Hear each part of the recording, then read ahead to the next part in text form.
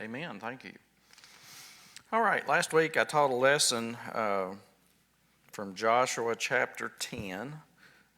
Israel had crossed into the promised land and they were moving to capture and occupy the land. In chapter 10, we saw Joshua and Israel rise to defend Gibeon against the combined armies of the 5 Amorite kings. And we saw that miracles that God performed during the battle for the benefit of Israel. And that was kind of our lesson last week. And I decided to stay in Joshua this week. I'm going to jump ahead several chapters to chapter 22 tonight. If you want to turn over there, Joshua chapter 22. I guess my title, didn't really have a title last week. This time I would say my title would be Rumors, Conclusions, and Communication. So you can think about those three things as we go through there, because this particular chapter came to mind as a good example of the lesson that I wanted to bring to you tonight. Rumors, Conclusions, and Communication. I think as we go through it, you'll see why that I made that my title. So, in the preceding chapters, chapter 11 through chapter 21 of Joshua that I'm going to bypass, Israel has continued to take and occupy the promised land. There's a lot of detail given about the kingdoms and the cities that were taken. Gives the location of the borders of the individual tribes and their land allotments. Once they got a lot of the land conquered, it was divided up among the tribes. It gives details on that. And Israel is directed to move the tabernacle of the Lord to Shiloh. And there was, at this point in time, up to chapter 22, there's no real military power left in the promised land. They've pretty much got that subdued, so there's nobody that was a threat to them at this point. And God's going to give them rest. Now, they still hadn't maybe got 100% of the land, but very close to it. And there were still Canaanites in the land, but they weren't very organized. The individual tribes should have been able to go ahead and wipe those out of their individual territories. However, we know, reading further, that they failed to do that. They never did take everything they were supposed to take. They did not run out all the inhabitants as they were supposed to, and that would cause them trouble in the future. Before we start in 22, I wanted to read the last 3 verses of chapter 21. That would be verses 43 through 45, kind of is a summary of those chapters. And the Lord gave unto Israel all the land which he sware to give unto their fathers, and they possessed it and dwelt therein. And the Lord gave them rest round about, according to all that he sware unto their fathers, and there stood not a man of all their enemies before them. The Lord delivered all their enemies into their hand. There failed not aught of any good thing which the Lord had spoken unto the house of Israel. All came to pass. So God did everything that he promised them that he would do. He kept his promises, and the people had relative security and rest from the battle. I tried to find out actually how long that this took for them once they had crossed the Jordan to get to this point. Seems to be a disagreement. Some people don't address the time period at all. The old Thompson Chain Bible that I use indicates a period of about 7 years. And I have a more modern commentary. That guy says nearly 20 years it took to do that. So I'm not sure about that. But whatever the time period was, this wasn't just a month-long or a 6-month-long campaign. It took them a while. It took some years to get to this point. But the main fighting is over now. And we start in chapter 22 there. and I'll read verses 1 through 3. Then Joshua called the Reubenites and the Gadites and the half-tribe of Manasseh, and said unto them, Ye have kept all that Moses, the servant of the Lord, commanded you, and have obeyed my voice in all that I commanded you. Ye have not left your brethren these many days unto this day, but have kept the charge of the commandment of the Lord your God. So Joshua called these 2.5 tribes up. Reuben, Gad, and half the tribe of Manasseh called them up to him. He commended them for following God's commands that were given to them through Moses. Do you know what he was talking about here? Do you know why he was commending them?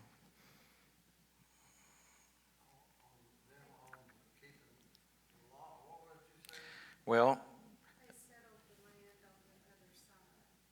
right. Right. Here's what they're talking about. Here's what he was talking about. You would find this actually in Numbers chapter 32. I'm not going to read that for time's sake, but if you remember when Israel was moving toward the promised land, they were attacked, they were resisted by kingdoms just east of the Jordan River, and they had to destroy those people and take that land so that they could move on through. If you remember, you had Sihon, king of the Amorites, Og, king of Bashan.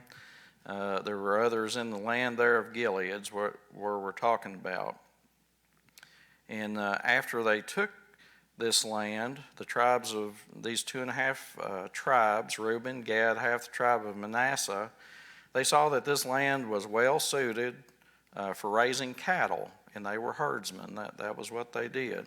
So they went to Moses and the leadership of Israel, and they asked that they be given this land as their inheritance on the east side, not actually in the promised land, but they wanted this land that had just been taken there because it suited their lifestyle. They regarded it as, very desirable, something that they wanted, and they asked that they be given that land. So Moses inquired of the Lord, and then he asked them if it was fair, basically, for them to get this land that all Israel had taken part in capturing, and then them just stop there and not go ahead and help the rest of the 9.5 tribes to take all the promised land. That's what he's talking about. They promised that they would do that. This particular land, they just destroyed the inhabitants. They did leave many of the cities. They were told they could keep the cities there. So the 2.5 tribes said that they would leave their wives, their children, their cattle, their possessions in the cities of that territory. But their fighting men would go ahead and cross the river with the other 9.5 tribes, and they would fight with them, and they would not leave until the land had been taken. That was the vow that they made, and Joshua is honoring them for keeping that vow because they did do it. And as I said, that wasn't just a short period. They were in that for years, and they kept their vow, and they did what they were promised that they would do. So that's the reason for the high praise from Joshua. And taught a few weeks ago actually on the importance of keeping vows to the Lord, and they had done that. So next we come up to verse 4. And now the Lord your God hath given rest unto your brethren, as he promised them. Therefore now return ye, and get you unto your tents, and unto the land of your possession, which Moses, the servant of the Lord, gave you on the other side Jordan. So now's the time for you to be released and return to your land on the other side of the Jordan, and you can start building up your territory. So any questions or comments there before we move on that anybody has? Kind of shooting through this background rather quickly, but I think it helps you understand what they're talking about if we have the background there. Okay, next we see Joshua. He's got some strong advice. Some would say a warning for these tribes before they head for home. And I'll read verse 5. But take diligent heed to do the commandment and the law which Moses, the servant of the Lord, charged you, to love the Lord your God, and to walk in all his ways, and to keep his commandments, and to cleave unto him, and to serve him with all your heart and with all your soul. So Joshua advised them to serve God only and to observe all that he had commanded. That's good advice for us as well today. If we could just do that, I think we'd be in mostly better shape than we are. But that's the advice, like I say, some say a warning that he gave them. And Joshua's concern was legitimate, since these tribes would be separated from the rest of Israel by the Jordan River. Certain times of the year, the Jordan flooded. It had been difficult to cross. Certainly, in any number of people, would have been difficult to cross. So he had some legitimate concern. You know, what's going to happen to you guys over here, all by yourself, away from everybody else? You're away from the tabernacle at Shiloh. You need to be careful that you don't fall into a trap, I think, is kind of what his intention was there with his statement, advice, or warning to them. He had examples of that he could certainly remember himself, because in this first part of Joshua, you'd see Israel get the plan from God. They would obey it, follow it to the letter. They'd win the great victory like they did at Jericho. But then they get a little bit overconfident. They get a little bit lax. When they went to go up against Ai, they had sin in the camp, and they did not inquire of the Lord before they went. And I told you last week, the first attempt to take Ai failed. They had to retreat, and they had casualties from that because they got a little bit overconfident. So he didn't want them to fall into a trap like that, I think. Any questions or comments there on that before we move on? Okay, y'all are very quiet. Next, I'll read verses 6 through 8 together. So Joshua blessed them and sent them away, and they went unto their tents. Now to the one half of the tribe of Manasseh Moses had given possession in Bashan, but unto the other half thereof gave Joshua among their brethren on this side Jordan westward. And when Joshua sent them away also into their tents, then he blessed them. And he spake unto them, saying, Return with much riches unto your tents, and with very much cattle, with silver, and with gold, and with brass, and with iron, and with very much raiment. Divide the spoil of your enemies with your brethren. Okay, so Joshua gave the 2.5 tribes his final blessing. He told them they were to return with all these things, all these valuable things: cattle, precious metals, iron, clothes, and share it with their families who had been waiting all this time back in their territory on the east side of the river. So where did all that stuff come from?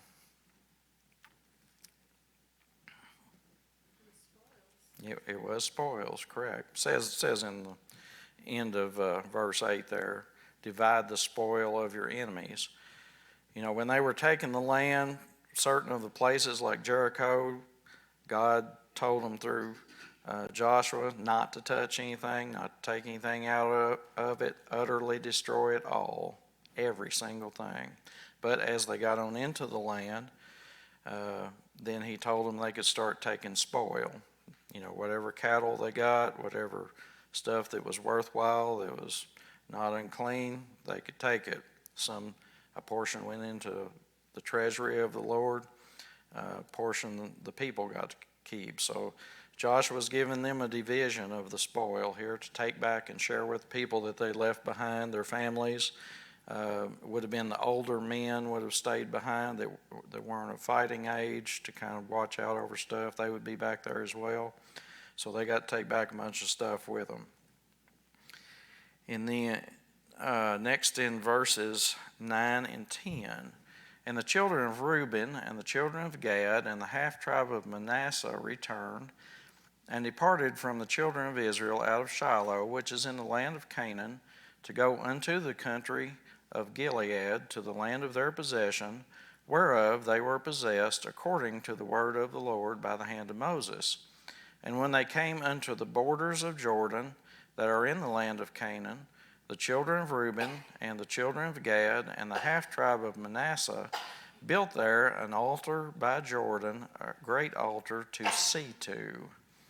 Okay, so they had headed home. They were traveling back, but before they got crossed the Jordan River into their own possession, they built an altar on the west side of the river. Verse 10 says it was a great altar to see to. That literally means it was a great sight. I think some of y'all probably have New King James Version. I think it says it was a great impressive altar. So now we're getting up to my thought on the lesson. This next section is where my thought for the lesson comes from. Notice how this next verse, I'm going to read verse 11, starts out. And the children of Israel heard say, Behold, the children of Reuben and the children of Gad and the half tribe of Manasseh have built an altar over against the land of Canaan in the borders of Jordan at the passage of the children of Israel. So, and the children of Israel heard say. So, as I told you last week, no social media, no TV news, but still word gets around. So, word's getting back up to Shiloh, to the rest, to people have heard about this great altar that's been built on their side of the river that the eastern tribes built before they crossed over. Some group, I think they jumped to a hasty conclusion, and a rumor is started, and the rumor starts spreading. So, once this rumor gets around, how did the rest of Israel, the 9.5 tribes on the west side, react? Well, we see that in the next verse, verse 12. And when the children of Israel heard of it, the whole congregation of the children of Israel gathered themselves together at Shiloh to go up to war against them, meaning go to war with the eastern tribes there that just departed from them. That was pretty quick, wasn't it? They was all together, all fighting together, but man, it didn't take much, one rumor, and now we're threatening war against each other. Kind of sad, but isn't that the way stuff also happens today? Sometimes I feel like it probably does. So the rumor spreads throughout the western tribes. They kind of get up in arms. They gather at Shiloh, where the tabernacle is located, and they were talking up going to war against the eastern tribes. Why do you think they were so stirred up and threatening war? Anybody got any thoughts on that?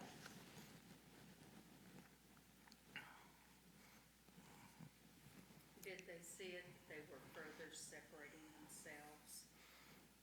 I think that's a part of it, yes, further separating themselves. What I think is when they first heard of this altar, they no doubt wondered why has it been built? Why did they build that? Like I say, I think someone probably jumped to an unfounded conclusion, and they spread the rumor through the land. I think they likely thought that it had been built for the eastern tribes to establish their own place of worship and sacrifice. That, of course, would be contrary to God's command. The tabernacle of the Lord was the place for worship and sacrifice. There was only one, and it was located at Shiloh, exactly where it was supposed to be. That's where all Israel was supposed to be doing the sacrifice and following all the observances of the law of Moses. So, if that had been the case, that they had built this altar as kind of a competing altar, I guess you would say, to the true tabernacle at Shiloh, that would be a problem. And that would be a problem that could cause unpleasant circumstances, and it could affect all of Israel if that was the case. There would have been consequences that would have affected the other 9.5 tribes. So this was a legitimate concern if that had been the case. Some may have even viewed this as preparation for the eastern tribes to split off from the western tribes, like you were talking about. They didn't know, but they were pretty upset about it. Any questions or comments on that? Did Joshua believe that? Well, we'll find out. That's coming up. The question was, did Joshua believe that? I don't know specifically what he personally believed at that point, because the Bible doesn't say. But we'll see what action was taken there. So we have the conclusion, and the rumor it fostered had spread, and it was dangerous. Not only did it cause the western tribes to waste time that they could have been spent doing something constructive, like building up the new territory, finish wiping out the remains of the Canaanites, getting them out of their territory, in addition to the time wasted for everybody to get up and gather at Shiloh and start talking up war. They were threatening a civil war in Israel. So what happens next in answer to your question? We'll read 13 and 14 together. And the children of Israel sent unto the children of Reuben and to the children of Gad and to the half tribe of Manasseh into the land of Gilead Phinehas the son of Eleazar the priest, and with him 10 princes of each chief house, a prince throughout all the tribes of Israel, and each one was an head of the house of their fathers among the thousands of Israel. So I do commend Joshua here for the action that he takes in the leadership of Israel. He's not going to go to war right off the bat based on the rumor that was being spreaded around that probably came from a hasty, unfounded conclusion. They just decided to employ communication. That was the last part of my title. And get the facts before they acted rashly. Another good example for us today, if we do that. And we'll talk a little bit more about that as we go on. We see this delegation of leaders travels to the eastern tribes to find out what's going on. I'll read 15 and 16 together. And they came unto the children of Reuben, and to the children of Gad, and to the half tribe of Manasseh, unto the land of Gilead, and they spoke with them, saying, Thus saith the whole congregation of the Lord, What trespass is this that ye have committed against the God of Israel, to turn away this day from following the Lord, in that ye have builded you an altar, that ye might rebel this day against the Lord? So they confronted them. They told them what the thinking was, and here's why we've come. This is what we've heard. This is what we think, and we're pretty concerned about this. So next, they give some specific reasons for the great concern that they have in verse 17, and we'll read that. Is the iniquity of Peor too little for us, from which we are not cleansed until this day, although there was a plague in the congregation of the Lord? Of course, what they're talking about there you would find in Numbers chapter 25. If you remember, that was when all Israel was punished because some of the Israelite men took Moabite wives, which was a violation of the Lord's instructions, and those wives managed to persuade their husbands to defy the true God. They sacrificed and bowed down to the false god of the Moabites. That caused a plague from God on the nation of Israel to punish them, to get them back on track. And that was what they were talking about in that verse. That was a concern to them, that something like that not happen again. And next I'll read 18 through 20 together. But that ye must turn away this day from following the Lord, and it will be, seeing ye rebel today against the Lord, that tomorrow he will be wroth with the whole congregation of Israel. So here's what we're worried about. We're worried about whatever it is you're doing that we think you're doing down here that is against God's command, and it may affect us too if you're doing this. They had a legitimate concern, may not have been founded on the facts, but they were pretty concerned, and they told them why they were.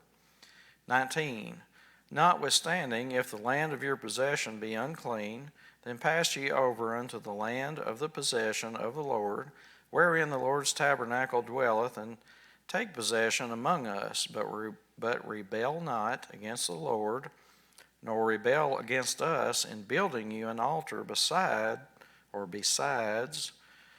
we would say it, the altar of the Lord your God. So if there's a problem with this land that you're going to, if whatever that problem is, you still don't need to be building an altar that's, you might say, in competition with the true tabernacle, which is at Shiloh. If that's going to be a problem, why don't y'all just stay on this side and we'll give you a possession here. We don't want that to happen, is what they're saying. And then 20, did not Achan, the son of Zerah, commit a trespass in the accursed thing, and wrath fell on the congregation of Israel? And that man perished not alone in his iniquity. Of course, that's what I was talking about earlier. If you remember back in the earlier chapters of Joshua, Jericho was one of those cities. They were commanded to destroy every single thing. Nobody was to take anything out of Jericho, but Achan, he saw some gold bars and some silver and a nice set of clothes, and he took them, hid them, and buried them in his tent. And that was the taking the accursed thing, and that sin in the camp and the lack of the leadership inquiring of God is why they lost that first attempt to take Ai, and said that man perished not alone in his iniquity. He wasn't the only one, him and his family, not the only one that died because of that. When they, as I said earlier, when they tried to take Ai, they had casualties, 36, I think. So 36 men fell because of that. The western tribes didn't want to see anything like that repeated again, because they knew that something like that could affect them as well, and they didn't want that to happen. That's what all the concern is. That's what all the threats of war is about, why they were so concerned about it. In the eastern tribes give their reply to these accusations and statements in the next verses, and for time I won't read those. I'll just kind of summarize them, what's going on, verses 21 through 34, and you can read those later on your own time. But they said that God knows the truth of this matter, and we will explain so that you will know as well. They stated that if they were in rebellion or if they've sinned against the Lord, then they said, save us not. And they explained that this altar was not built for sacrifice of any type. They said that they built it as a reminder for generations to come, so that they would know that even though they were separated by the Jordan River from the rest of Israel, they would be reminded that they were still a part of Israel. They were united in worship of the true God. I think they also didn't ever want to be considered by the rest of Israel to be foreigners. They stated further that God forbid that they should ever rebel against the Lord and sacrifice anywhere but the tabernacle of the Lord. So they had the explanation there. And when Phinehas and the leaders heard that explanation. They were pleased. They accepted the explanation. They returned home and they shared all that they had learned from their communication with the eastern tribes.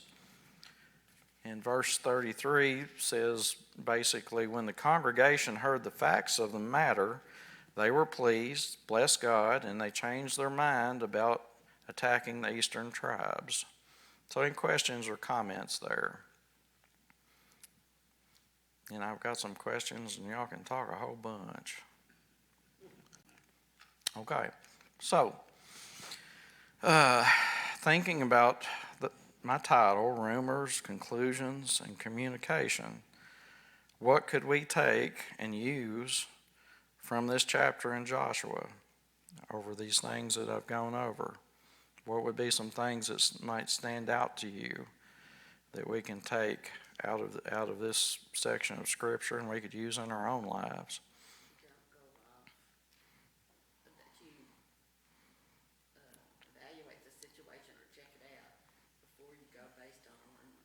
Evaluate the situation, check it out before you go based on a rumor. Yep. What else? Our news media could learn a bunch of lessons from this, as well as a bunch of regular people could, I think. What else might we learn out of there? I've got several things jotted down here. Go directly to the person, or in this case, the leaders of the people there. Go directly to the person. Be direct and tell them Mm-hmm. what you're concerned about. Right. Go directly to them, tell them what you're concerned about, or at least in the case of a larger group, the leadership takes on that responsibility. Yeah, I agree. And here,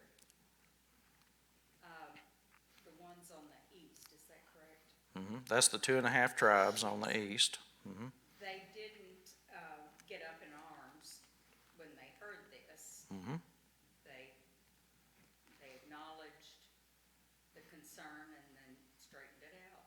Right. They didn't get They didn't get tore up because of the accusation. They kept the right perspective. I didn't write down verses for that idea, but there's a bunch of them.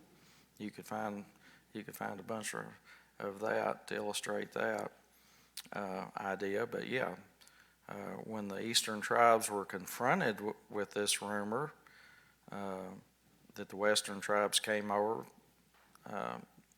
they kept their cool. They didn't lash back or whatever. They gave them an explanation for what was going on without rancor, I think is the word. They kept their calm. So yeah, that's definitely something we can take out there. What else? Anybody got anything else there? You got a bunch of my stuff. That's always good. Mm-hmm. Well, and isn't this modeled in the New Testament? Mm-hmm. When Paul It is. how to resolve conflict? Mm-hmm. Right. I mean, you could even go as far as saying church discipline is somewhat modeled on that in the New Testament. So yeah, there's a lot of things where God's the same, unchanging. So yeah, that kind of does follow through. Yeah, I agree with that. Anything else? It teaches us that sometimes there is a need to address issues, not to just let it. Right. The comment was sometimes there is a need to address issues, that they need to be addressed. Absolutely true. And that's what they did in this example here. Phineas and the 10 princes were sent to address that issue, whatever it might be. And depending on what word they brought back, that would affect what happened next there. So yeah, they did that is a good lesson for us as well. Anything else anybody has spotted?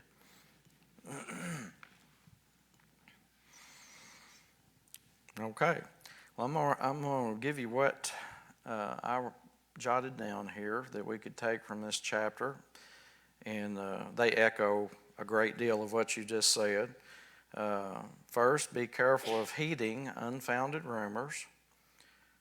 Then don't jump to a conclusion without the facts. That's pretty simple. We can see that. When we do hear of something that disturbs us, we need to be careful of presuming to know the facts, which we actually don't. And I did write down a verse for that, Proverbs 13:10. The language is a little bit harder for us to understand, but it goes along with that. Only by pride cometh contention, but with the well-advised is wisdom.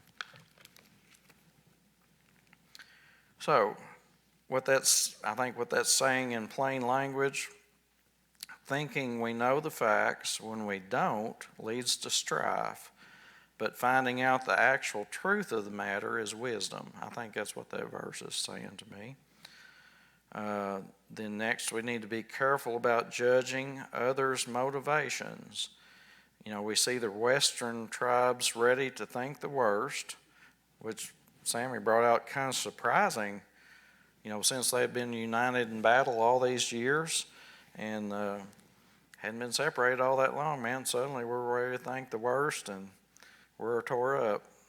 And a conclusion was jumped to that judged the motivation of the eastern tribes without actually taking the time to find out the facts.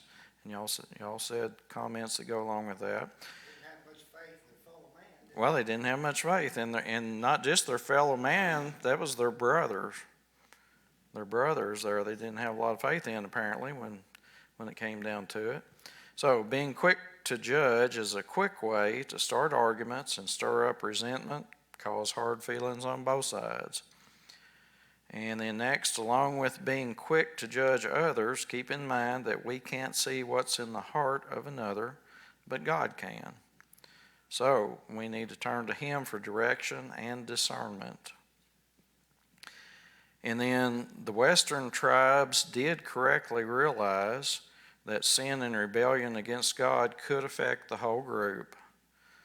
The same can be said today for the church.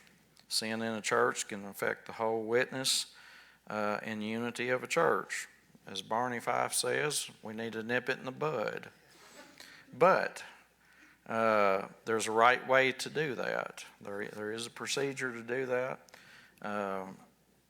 without trying to teach a lesson on church discipline over in the New Testament. I would just say we need to look to the leadership to find out the true facts and then act accordingly, and we need to back them up, simply. Next, we've hopefully learned more about the need for good communication. And what I'm referencing there by good communication, there's a need to ask the right questions in the right frame of mind with the Holy Spirit's direction to get to the actual truth of a matter. You know, need to try to keep cool so that the other side can stay cool as the Eastern tribe did and reply to your questions. And then maybe we can get to the truth of whatever the matter is. May be a problem, may not. But if we do that, then likely that will prevent us from jumping to a possibly erroneous conclusion and causing some division, whether it's between Christian brothers or even division in a whole church. And the final thing there, don't be in a rush to go to war over a rumor. That's pretty simple. So, any further questions or comments? Okay, I got one real life example about rumors and conclusions in communication from my own life. This happened many decades ago. I think I would probably must have been about 20. I think I was working for Peabody back in those days when I was 20, 21, something or other in the underground mines. And somebody come in on the unit. You know, there was, I forget, usually 10, 11 people on a unit, on a face crew. And somebody come in at lunch. Well, have you looked at the back of any a particular company, since we're on TV, I'm not going to say the actual company, but it's a company that's very well known. They make lots of personal care products, lots of household care products, and at the time, they had a little logo on all their labeling. Okay, well, he'd noticed that, or somebody brought it to his attention somewhere, and he had heard a rumor. Apparently somebody concluded something about this particular company's logo, and he'd heard the rumor of it. So he got incensed, and he come in and told all us, he said, this company that makes all these things, he said, they're run by Satan worshipers. Because if you look on their label, said this little symbol is on there, and it's a satanic symbol. He said, we've got to get rid of this. We got to get this stuff out of our house. Now, you have to also realize, at least half these men, I'd say they probably never went to church ever unless their wife dragged them at Christmas or Easter or something or other. But everybody got up in arms. I mean, they got tore up. Yeah, buddy, we're going home. We're throwing all this stuff out. I'm telling my wife, never buy any of this company's products again. I'm throwing it all out. Everybody's all tore up about it. So there was a conclusion somebody made somewhere. The rumor got around that got to us, and people got tore up just like the Western tribes did. I mean, they were going to go home, cleanse their house of this stuff, all these products. I even remember a guy that ran the shuttle car saying, "Oh man," he said, "the cavity creeps are going to get me. They make my toothpaste." So, fortunately, our face boss was an older man, a good Christian guy, and he said, well, you know, as we're getting ready to go back out, he said, just let this, give me a little bit, because I want to check on this. I want to see if I can find out something about it. So everybody, oh, okay. So anyways, long story short, he employed communication. He had called the company, because we were working second shift, so he had all morning. He called this company to ask them, you know, what is this logo you've got? And because we've heard this. And they said, well, this rumor's gone around for decades, because this is an old company. Their logo at that time, they don't have it anymore, because I just looked before I came, was kind of a side view of a face surrounded by 13 stars. And they said, there's absolutely no truth to this at all. So what that is just the man in the moon, and the 13 stars are for the 13 original colonies. There's absolutely no foundation that there's any Satan worshipers at all in this company. So he told us that. Everybody calm down. So that's a real life example of this, of what we've been talking about in this lesson from my own life. Anybody got anything else they want to share about that? Rumors or conclusions or communication? Okay, thanks for your attention and comments. Lucretia, I think we're clear.